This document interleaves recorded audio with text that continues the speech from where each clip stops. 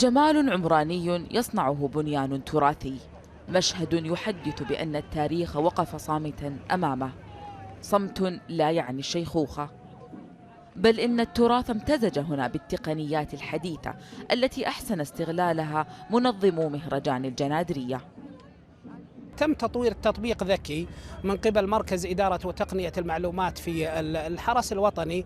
هذا التطبيق يعتمد على ما يسمى خبرة المستفيد. وش معنى خبرة المستفيد؟ السنتين الماضية أجرينا دراسات على زوار مهرجان الجنادرية، وطلعنا بأبرز 10 خدمات. أخذنا الخدمات هذه وحللناها ونفذنا أفضل خدمات فيها.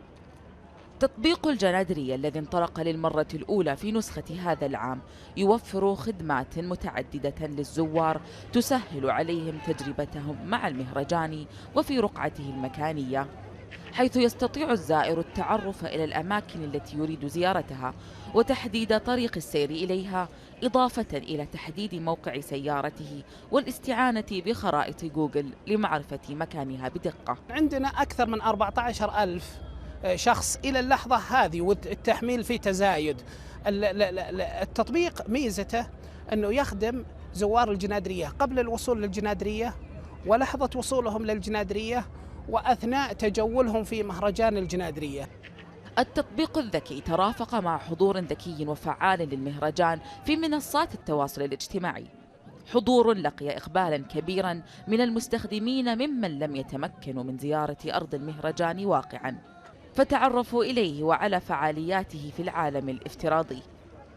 الجنادرية شيء مهم بالنسبة لي لأنه شيء شعبي مرة يعني، أو أكثر فعالية يسوونها بالرياض، فمرة حلو إني أنا أوثقها للناس. الجنادرية هالسنة متطورة جدا، يعني حمسونا أن نجي من التطبيقات. تطبيق الجنادرية ليس الوحيد الذي انطلق في هذه النسخة، فهناك أيضا قنوات للمهرجان على تطبيق سناب شات وخدمة إنستغرام وموقع يوتيوب، كلها نالت حظا كبيرا من التفاعل، بل إن وسم الجنادرية في إنستغرام فقط حقق أكثر من 100,000 مشاركة لصور حملها الزوار عبره.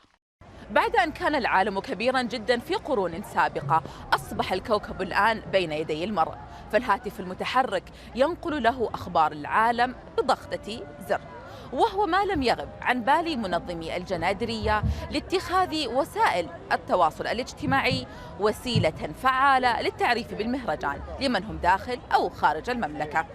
مشاعل السعد، سكاي نيوز عربية، من مهرجان الجنادرية الرياض.